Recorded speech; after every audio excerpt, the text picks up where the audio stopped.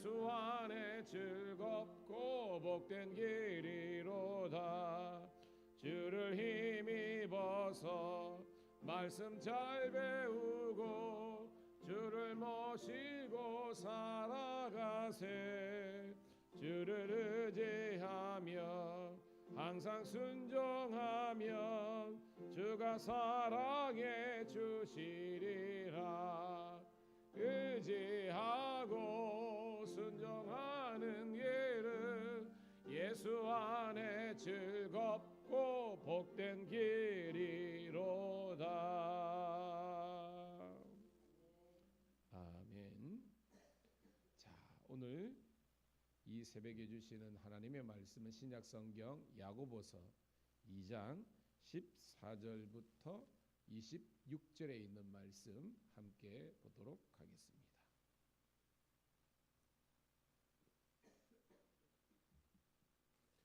야고보서 2장 14절부터 26절에 있는 말씀 시작.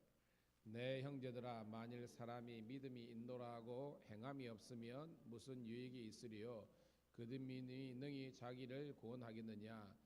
만일 형제나 자매가 헐벗고 일용할 양식이 없는데 너희 중에 누구든지 그에게 이르되 평안히 가라, 덥게 하라, 배부르게 하라 하며 그 몸에 쓸 것을 주지 아니하면 무슨 유익이 있으리요? 이와 같이 행함이 없는 믿음은 그 자체가 죽은 것이라. 어떤 사람이 말하기를 너는 믿음이 있고 나는 행함이 있으니 행함이 없는 내 믿음을 내게 보이라. 나는 행함으로 내 믿음을 내게 보이리라 하리라. 내가 하나님은 한 분이신 줄을 믿느냐? 잘하는도다. 귀신들도 듣고 떠드느니라. 허탄한 사람아, 행함이 없는 믿음이 헛것이 된 줄을 알고자 하느냐? 우리 조상 아브라함이 그 아들 이삭을 제단에 바칠 때에 행함으로 의롭다 하심을 받은 것이 아니냐? 내가 보거니와 믿음이 그 행함과 함께 일하고 행함으로 믿음이 온전하게 되었느니라. 이에 성경에 이른바 아브라함이 하나님을 믿으니 이것을 의로 여기셨다는 말씀이 이루어졌고 그는 하나님의 벗이라 칭함을 받았나니 이러보건대 사람이 행함으로 의롭다 하심을 받고 믿음으로만은 아니니라. 또 이와 같이 기생나합이 사자들을 접대하여 마른 길로 가게 할 때에 행함으로 의롭다 하심을 받은 것이 아니냐? 영혼 없는 몸이 죽은 것 같이 행함이 없는 믿음은 죽은 것이니라. 아멘. 할렐루야. 다시 한 번 더 새벽을 함께 깨운 우리 사랑하는 성도들, 신우들을 환영하며 축복합니다. 오늘은 8월 22일 금요일 신약성경 야고보서 2장 14절부터 26절에 있는 말씀을 본문으로 믿음과 행함의 아름다운 동행이란 제목의 말씀을 통해서 함께 은혜를 나누도록 하겠습니다. 자, 우리 제목의 말씀에서도 이야기하는 것처럼 믿음이라는 것, 행함이라는 것은 분리되는 것이 아니라는 것을 이야기하는 거예요. 여러분, 동행은 뭐예요? 말 자체 뜻이 같이 간다는 거지 않습니까? 그래서 믿음과 행함은 분리시켜서 해석되는 것이 아니라 같이 동행하는 관계라는 것을 이야기하고 있습니다. 자, 우리가 이제 지난주까지 해서 로마서 말씀을 나눴잖아요. 로마서의 주제가 뭐라 그랬습니까? 한 단어 개념으로 하면 이신칭의라 그랬습니다. 믿음으로써 의롭다고 칭해진다, 구원을 받는다는 거죠. 그래서 믿음에 대한 그런 이제 강조가 있기 때문에 바울의 그 어떤 복음이라는 것은 오직 믿음으로만 구원을 받는다라고만 해석하면 안 된다는 것입니다. 그 시대적 상황 속에서 어떻게 보면 바울이 믿음이란 것에 어떻게 보면 방점을 두어서 그런 거지, 바울의 로마서에서도 여러분 행함이 그대로 있는 거예요. 우리 로마서 16장에 여러분 26명의 바울의 동역자들이 나왔잖아요. 그 사람들이 무슨 사람입니까? 행함을 통해서 바울을 섬겼던 사람 아닙니까? 아는 것처럼 거기 브리스길라, 아굴라, 그죠? 베베, 그죠? 더디오부터 해가지고 여러 사람들이 나왔잖아요. 그 사람들은 단지 말만 나는 믿노라, 나는 하나님 영광을 위해 사노라 한 것이 아니라 실제적으로 바울의 보호자가 되어졌고 모든 쓸 것과 모든 것들을 이렇게 공개했던 사람이라는 겁니다. 빌립보 교회도 그렇잖아요. 우리가 빌립보서를 또 나누고 있는데 그들도 뭐예요? 말만 우리는 바울을 돕는다 한 것이 아니라 그들의 그런 헌금과 구제와 이런 것들을 통해서 바울의 이 사역을 도왔다는 것입니다. 이 행함이 바로 믿음의 결과, 믿음의 실제적인 모습이 행함이 되어야 된다는 거예요.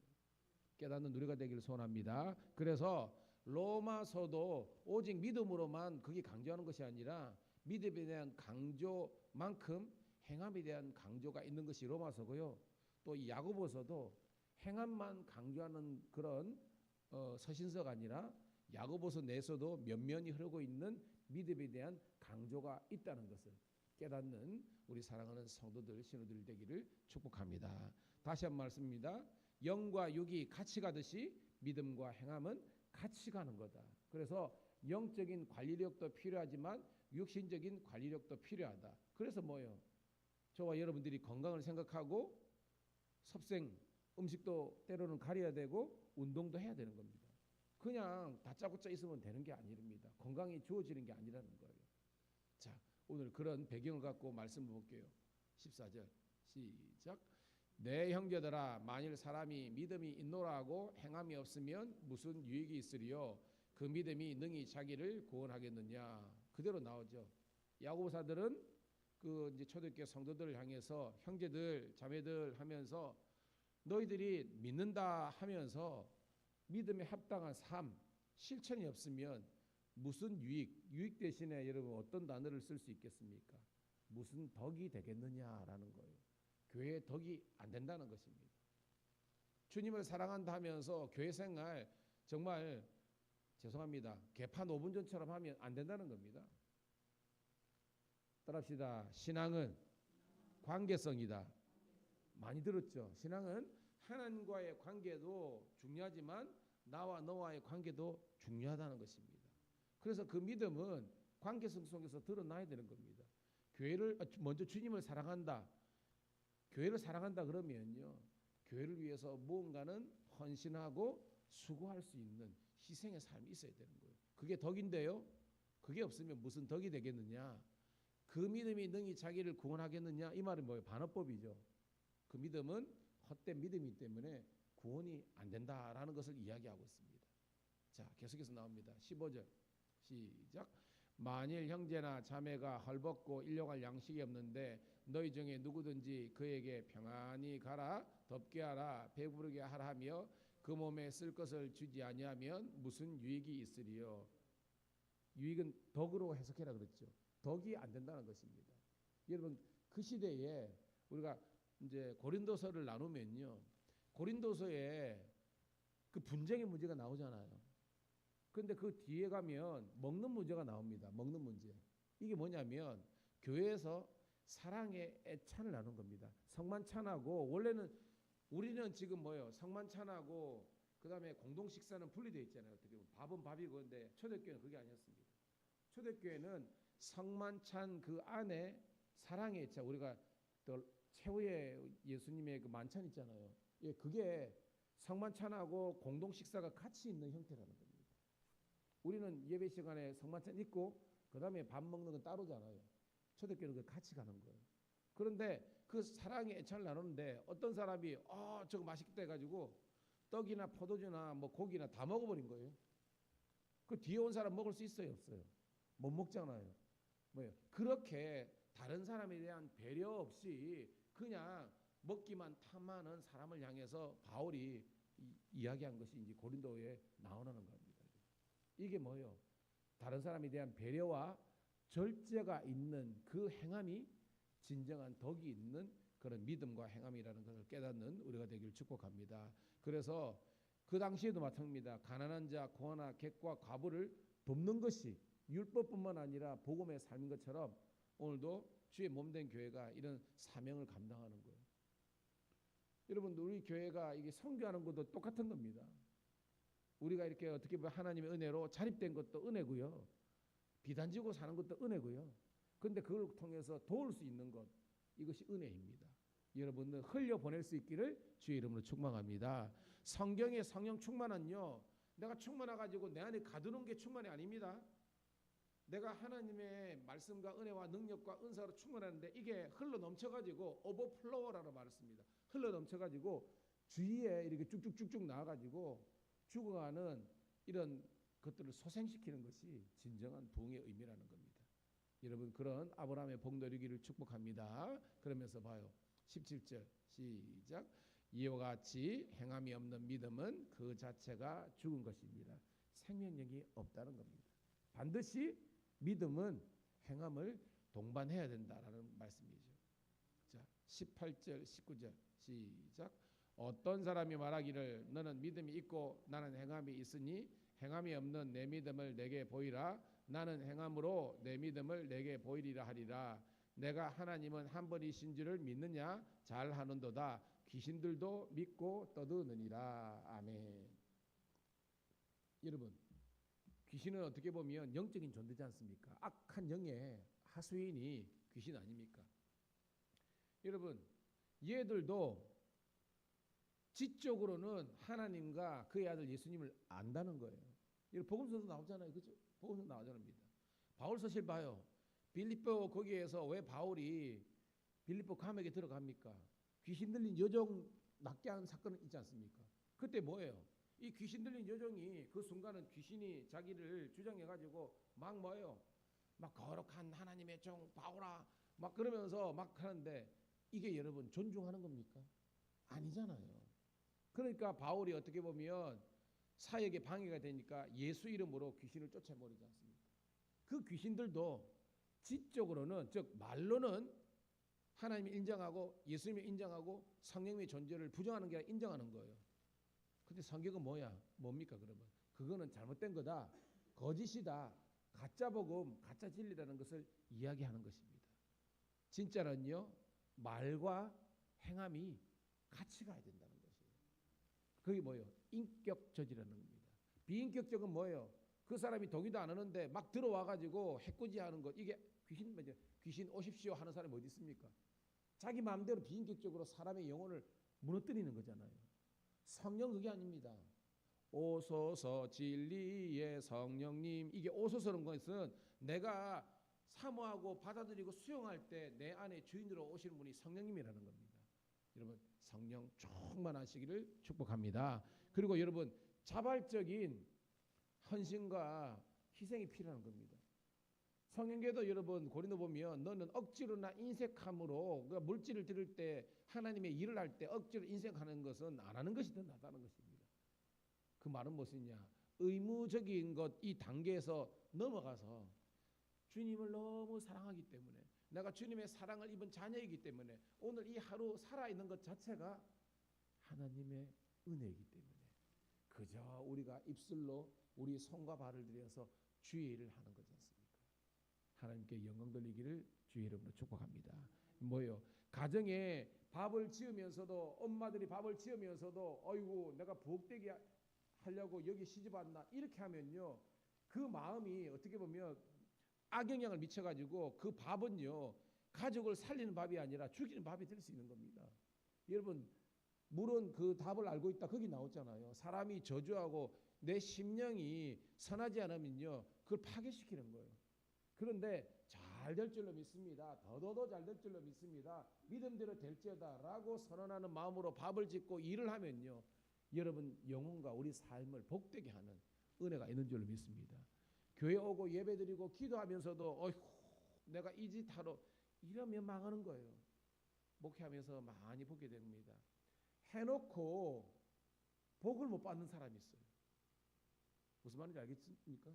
실컷 해놓고 복이 안 되는 거예요. 그러면 안 되는 겁니다. 저는 여러분들이 믿음의 그 행함을 통해서 하나님의 복과 덕을 끼치는 여러분 되기를 주의 이름으로 축복합니다.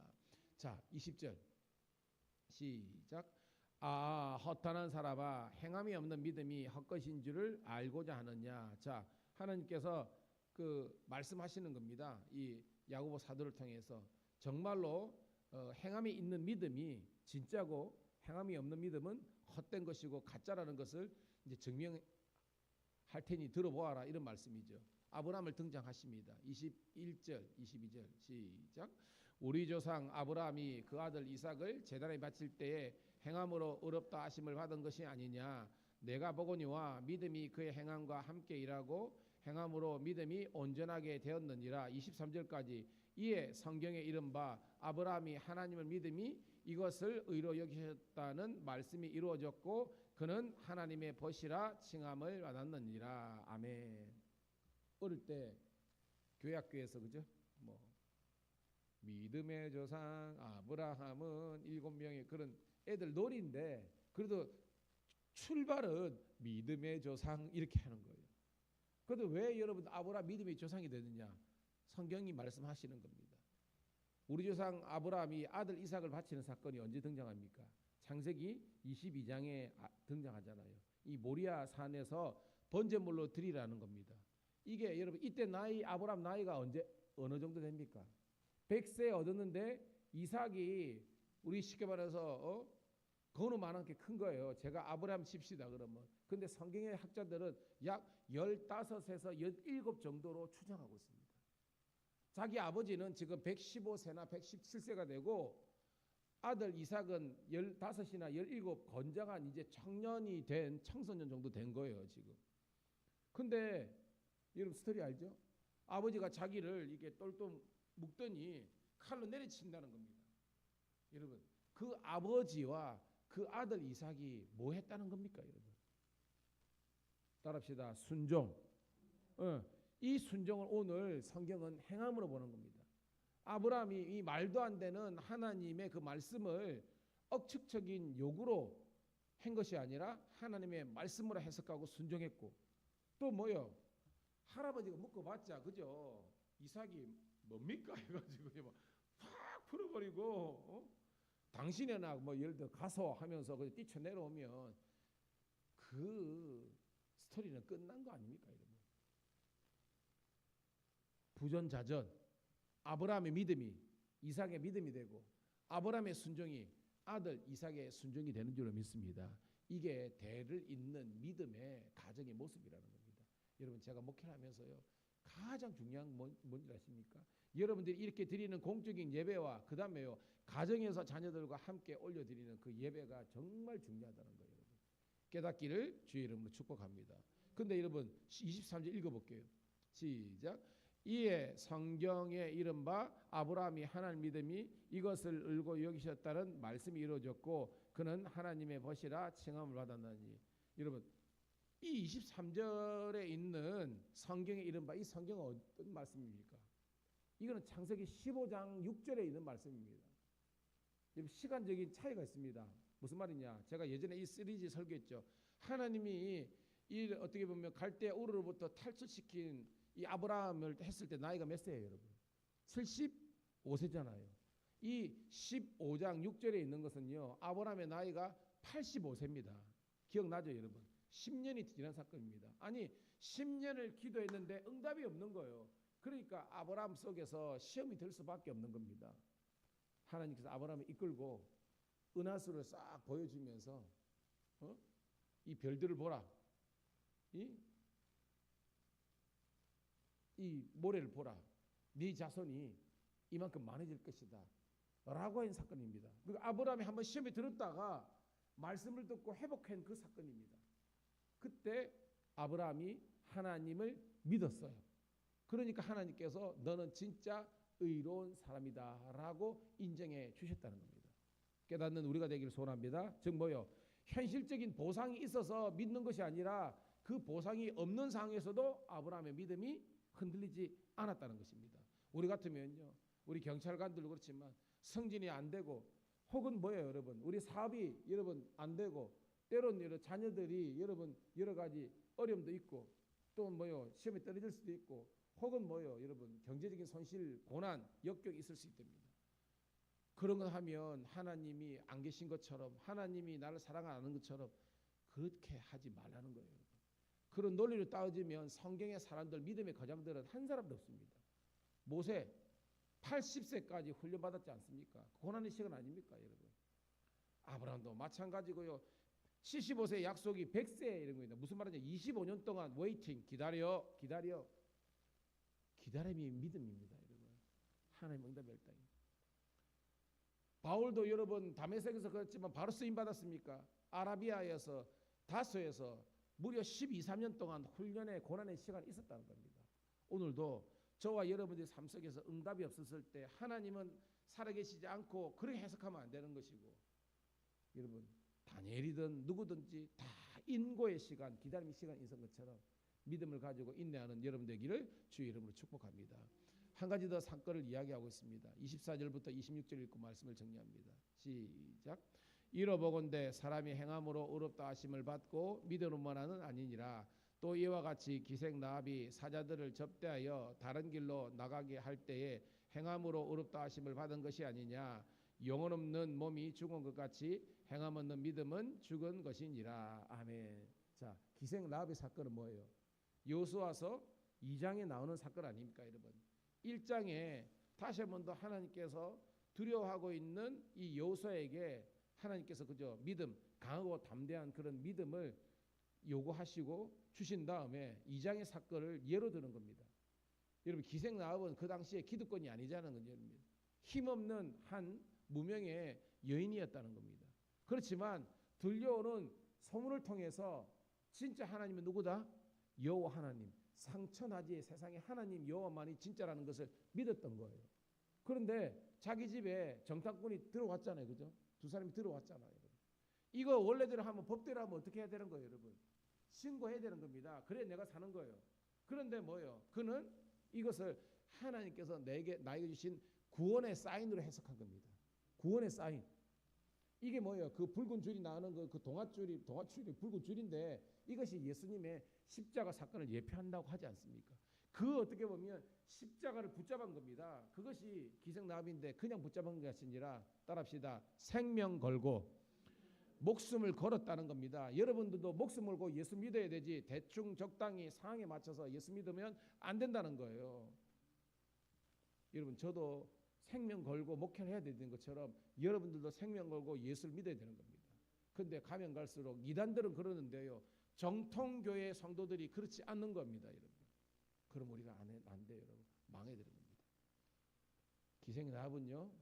이 어떻게 보면 비루한 인생 이 여인은요.